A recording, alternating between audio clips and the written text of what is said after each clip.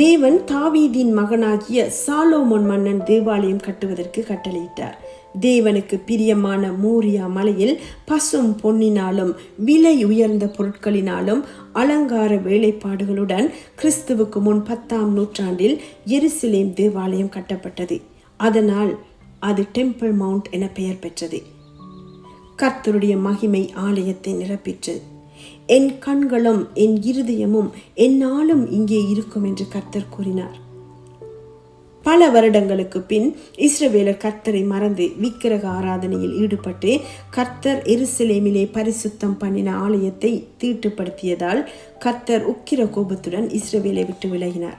கிறிஸ்துவுக்கு முன் 586ஆம் ஆண்டில் பாபிலோன் ராஜாவாகிய நேபுகாத் நேச்சார் எருசலேம் நகரை கைப்பற்றி தேவனுடைய ஆலயத்தை தீக்கொளுத்தி எருசலேமின் அலங்கத்தை இடித்து மக்களை பாபிலோனுக்கு சிறைப்பிடித்து போனார்.